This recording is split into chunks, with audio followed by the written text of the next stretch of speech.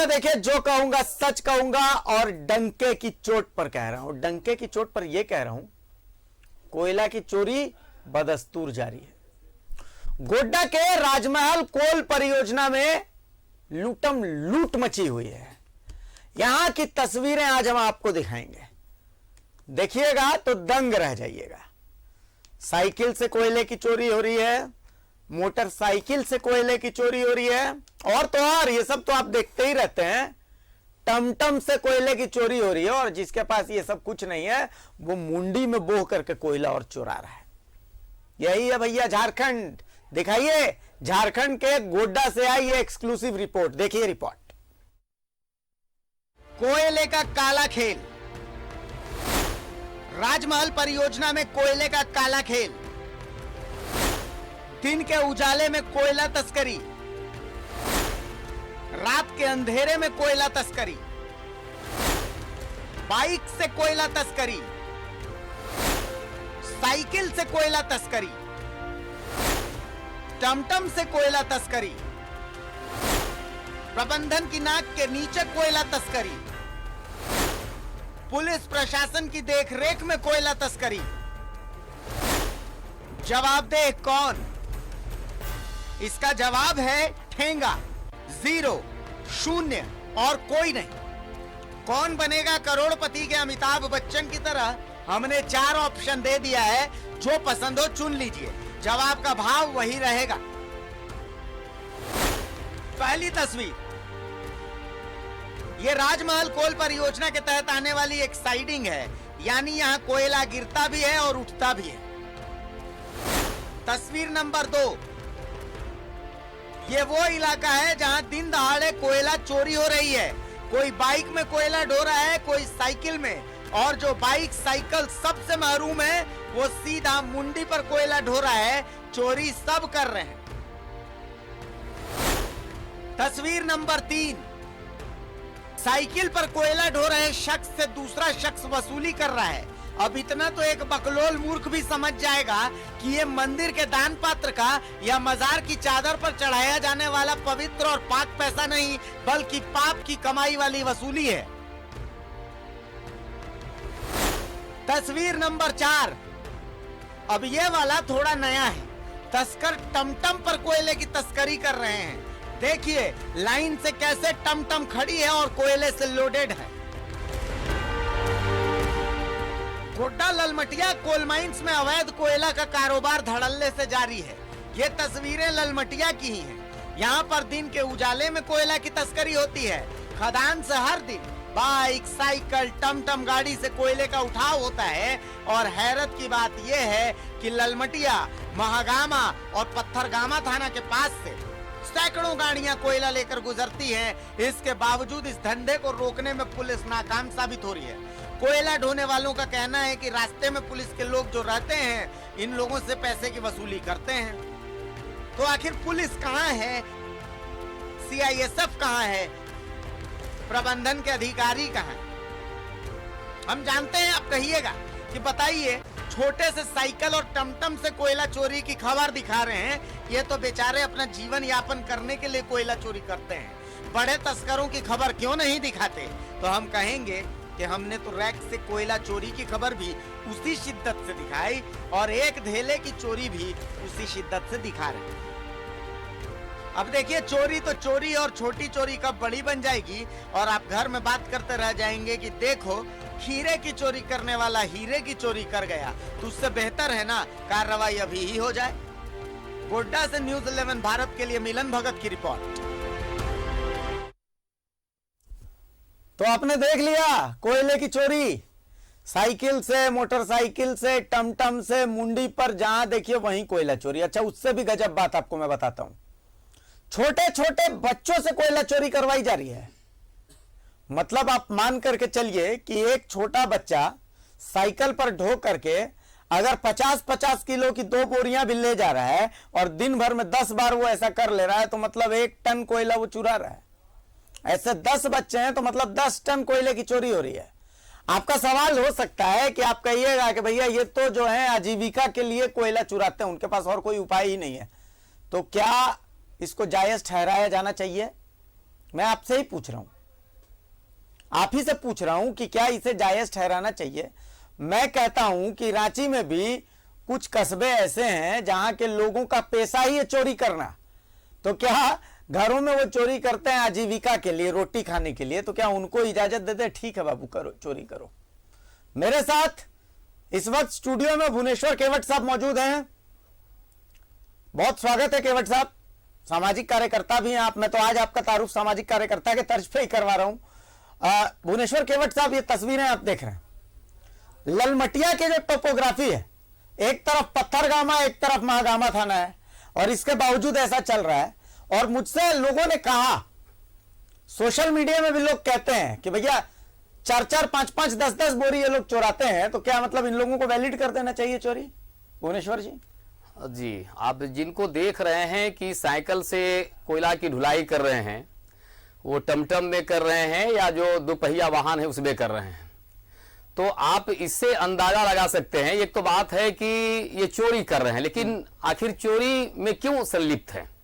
ये चोरी करने वाले कोई बड़े चोर नहीं है। बड़े चोर तो थाने में बैठ करके और सबसे बढ़ के सफेद पोस्ट। मैं एक आपको उसका सबूत भी दिला देता हूं। देखिए, मेरे सहयोगी मिलन जिन्होंने ये पूरी रिपोर्ट की है, वो मेरे साथ फोन लाइन पर जुड़े हुए हैं। मैं एक बार उनकी बात सुना देता हूं, फिर मैं आपके पास आ जाऊंगा। सर मिलन, कोयले का एक ढेला भी ललमटिया से चुराना मुश्किल है अगर पुलिस और प्रशासन साथ न दे तो।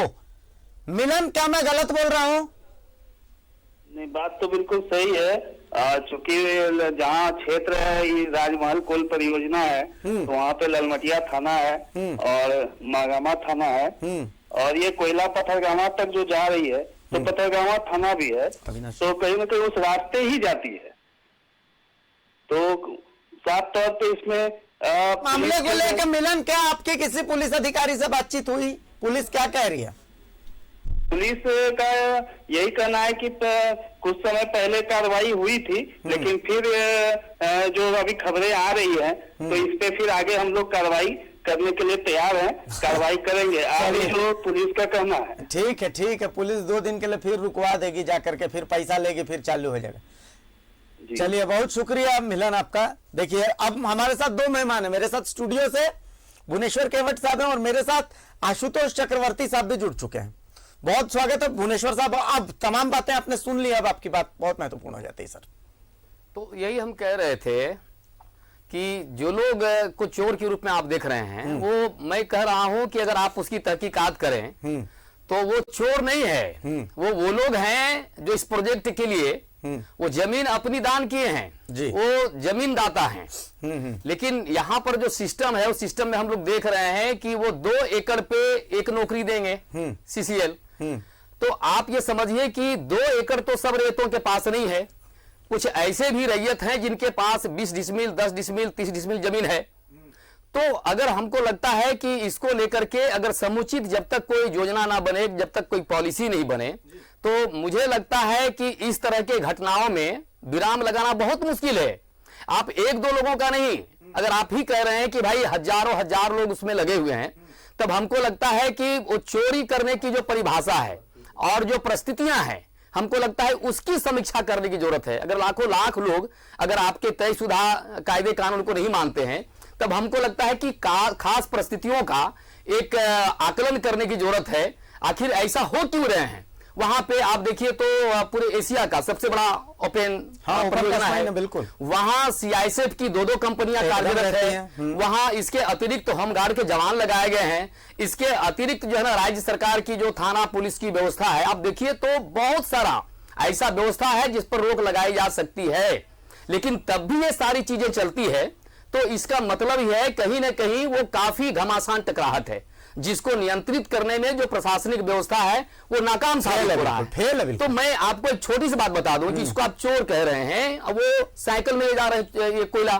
अब आप बताइए कि अगर हमको कहीं कपड़े का जरूरत है तो कपड़े की दुकान है, और लकड़ी का जरूरत है तो आरा मिल है जहां पर हम लकड़ी खरीद सकते हैं, दवा की जरूरत है तो दवा की दुकान से हम दवा ले सकते हैं। लेकिन आप इतने बड़े कोल प्रोजेक्ट में लगभग सभी घरों में चूल्हा जलता है, और कोयला से लोग चूल्हा जलाते हैं। उज्ज्वला योजना की हकीकत हम लोग जान रहे हैं कि किस तरह से गैस सिलेंडर टाइटा फिश हो गए, महंगी गैस होने की वजह से लोग खरीद नहीं पा रहे हैं। अब उनको कोयला खरीदना है तो कहां से वो 2 किलो 4 किलो 10 किलो खरीदेंगे? तब कहीं ना कहीं वो साइकिल से लाएंगे, मोटरी पे लाएंगे, गर्दन पे लाएंगे, या वो गाड़ी पे लाएंगे, तो सारे के सारे लोग वो चोरी के दायरे में चले आएंगे। हमको लगता है कि ये चोर बना देने का पूरा कहीं ना कहीं एक भयंकर ये बेरोजगारी का जो दौर चल रहा है और पेट की भूख की क्षुधा मिटाने के लिए जो व्यवस्था है, हमको लगता है इसको जायज भी तो नहीं ठहरा सकते। लेकिन नहीं, हम यही कह रहे हैं कि आप उसको जायज नहीं ठहरा सकते हैं, लेकिन हम तो कहते हैं कि भाई अगर उनको भूखे तो जान नहीं छोड़ सकते, बिल्कुल उनको भोजन चाहिए। भोजन तो पकेगा आग से ही। आग जलाने के लिए उसको चूल्हा जलाने की जरूरत है, चूल्हा जलाने के लिए उसको लकड़ी का जरूरत है या तो कोयला की जरूरत है। गैस 1000 रुपये जो है ना वो प्रति सिलेंडर हो गया है, वो गैस खरीद नहीं सकते हैं, लोगों की क्षमता नहीं है। तो आप देखिए तब व्यवस्था और सिस्टम को भी थोड़ा दुरुस्त करने की। मैं एक बार आशुतोष चक्रवर्ती साहब के पास आ रहा हूं। आशुतोष जी देखिए सही बात है, लेकिन बड़ी दुविधा है। दुविधा यह है कि उनको भूखा भी नहीं छोड़ सकते हैं, और सबसे बड़ी दुविधा यह है कि चोरी को जायज भी नहीं ठहरा सकते हैं। मान लेते हैं कि वो 5 बोरी चोरी कर रहे हैं वहां से, लेकिन सवाल यह उठता है कि चोरी तो चोरी है। अब जो 5 बोरी चोरी कर रहे हैं तो वहां उस जगह से कई रैक भी गायब हो जाते हैं। अब रैक की चोरी अगर गुनाह है तो 5 बोरी की चोरी भी तो गुनाह है। आप उसको ये तो नहीं कह सकते कि वो भी जायज है। चक्रवर्ती साहब, तो इसका उपाय क्या? उपाय ऐसा है कि अभी जो बोल रहे थे वो ऑलमोस्ट सही नहीं बोल रहे थे कि परेशानी है इस पूरे कोयला अंचल, राजमहल परियोजना हो या फिर सीसीएल हो।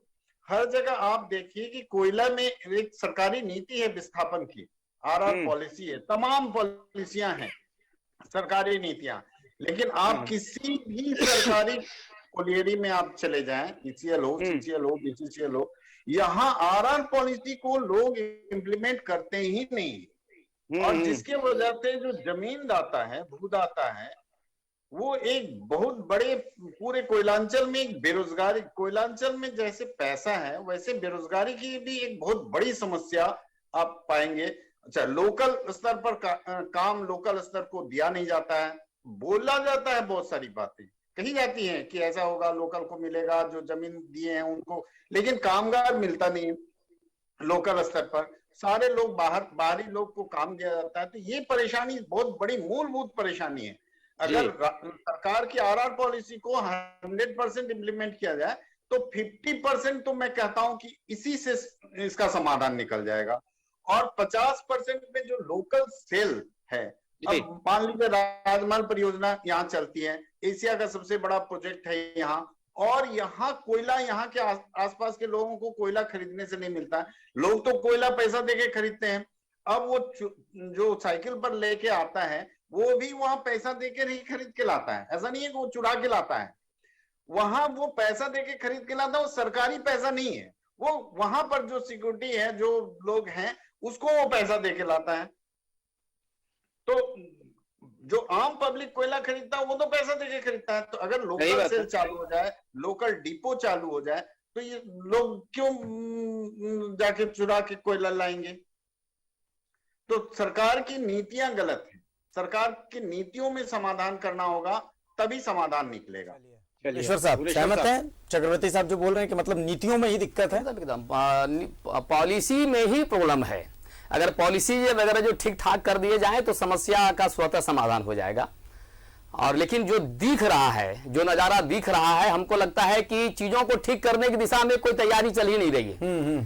तो ये लोग चाहते भी हैं। अब तो है कि भाई बहुत सारे ऐसे इलाके हैं कि किसी थाने में कौन जाएंगे, इसके लिए बोली लगती है। अब बोली लगेंगे, करप्शन जब संस्थाबद्ध हो जाएगा तो वहां पे आप देखेंगे कि तब यही सब नजारे दिखेंगे आपको। अच्छा, इसको तुरंत मतलब त्वरित तौर पर इसको रोक देने से इसका तो साइड इफेक्ट तो बहुत खतरनाक होगा। ठीक है, तो क्या मतलब त्वरित तौर पर इसको रोका तो नहीं जा सकता? ये इसका समाधान देखिए, आपने अभी आपको मैं बता दूं कि अभी सरकार ने एक पॉलिसी लाई है, स्थानीयता एवं नियोजन नीति। जी ठीक है। ये सिस्टम है कि आप जहां भी प्रोजेक्ट चलाते हो, जहां भी संस्थान है, जहां भी कार्यस्थल है, उसके आसपास के जो ग्रामीण है, आप उसको उस परियोजना से नियोजित करिए।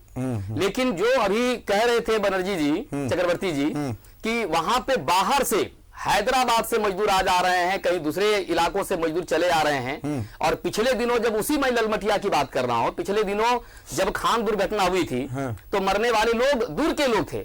लोकल लोगों को जितना प्रोटेस्ट करना था वो नहीं कर पाए, इसीलिए कि भाई अब तो दूर के लोग हैं, पता भी नहीं चला।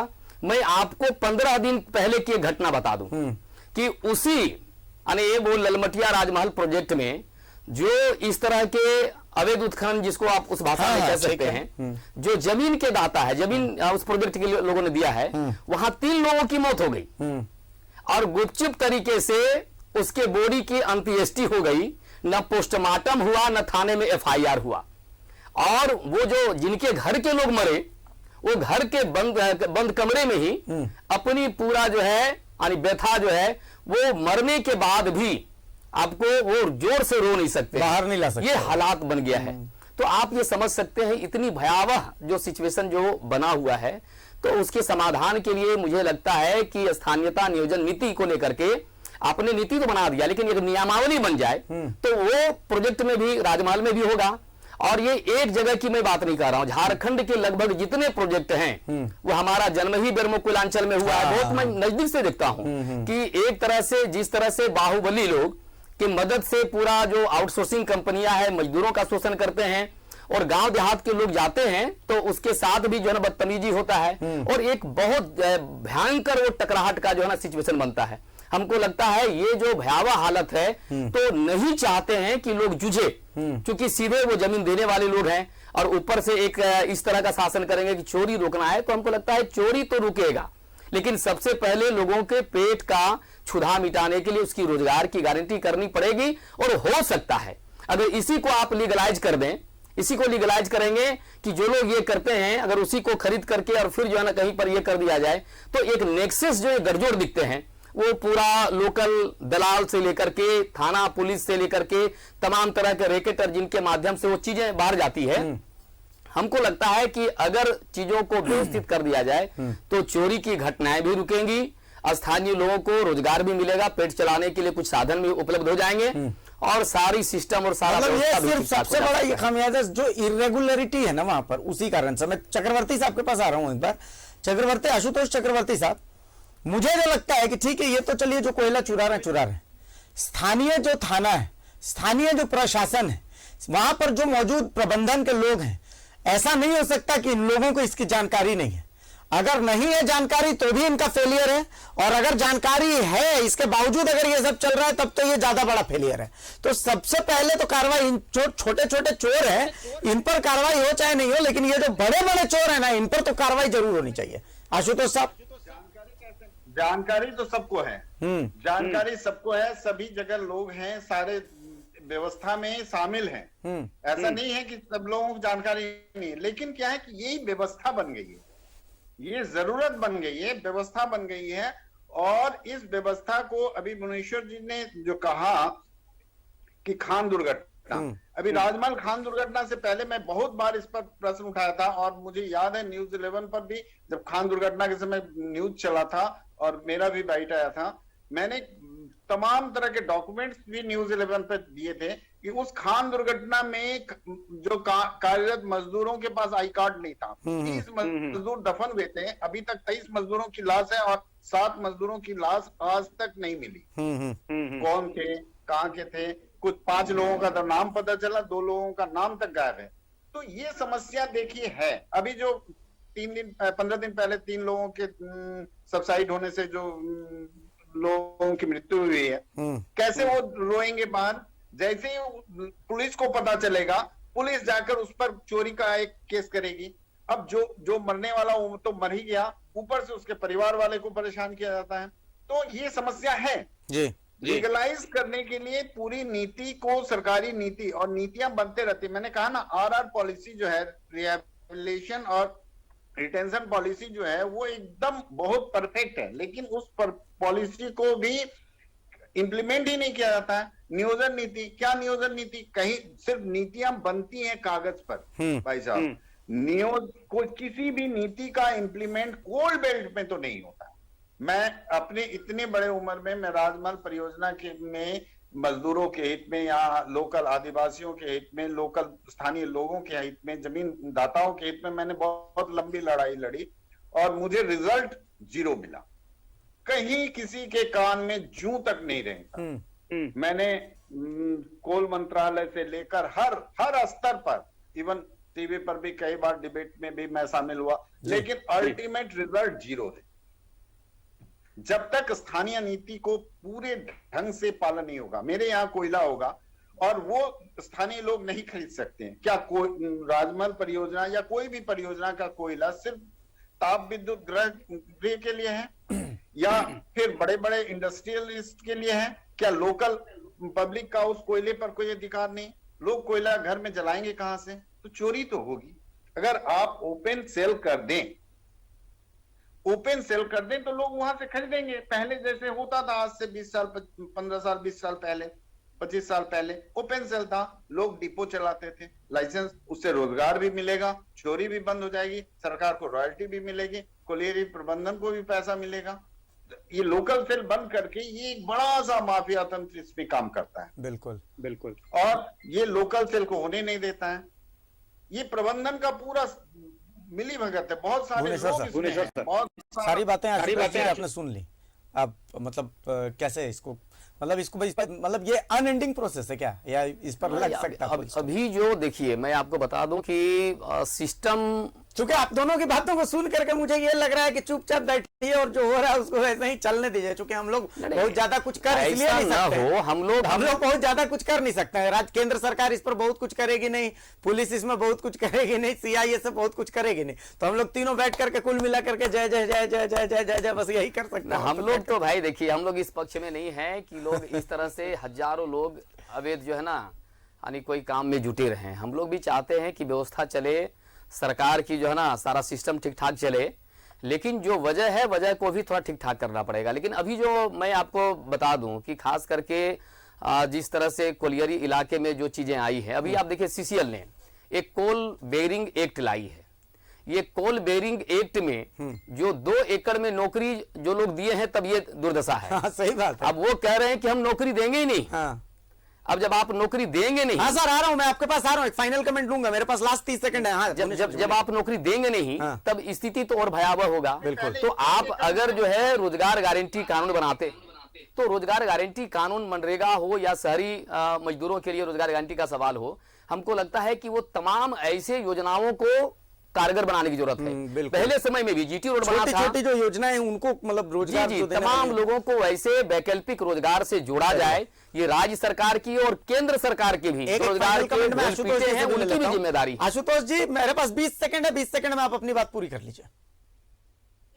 मुनीश्वर जी जो बोल रहे थे ना, सीबी एक्ट में पहले अब भी 2 एकड़ किया, पहले 1 एकड़ में ही जमीन नौकरी थी, और 1 एकड़ भी लोगों के पास जमीन। तो मतलब कुल मिलाकर के ये है कि जो फ्रेमवर्क है, उस फ्रेमवर्क को चेंज करना पड़ेगा। इस फ्रेमवर्क में अगर आप चाहेंगे कि ये तस्वीरें बदल जाएं, तो ये नहीं बदलने। जिसको खाना खाना है, कहीं से नहीं मिल रहा, तो वो भैया कुछ ना कुछ जुगाड़ लगा के आप क्या कीजिएगा, आप उसको सूली पे टांग दीजिएगा, उससे ज्यादा आप क्या कर सकते हैं। लेकिन उसको तो अपने घर में बच्चों को खाना खिलाना है, अपनी पत्नी, अपनी माँ, अपने पिताजी को खाना खिलाना है, और कोई उपाय नहीं है तो कोयला चोरी करेगा।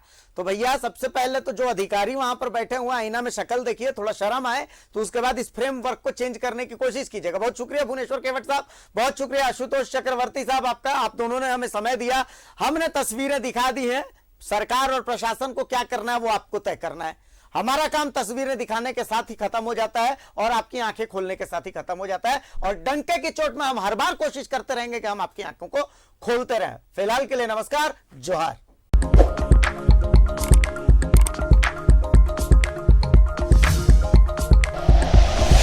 Like and share videos, subscribe करें हमारा चैनल और प्रेस करें बेल आइकॉन। News 11 भारत, सच है तो दिखेगा।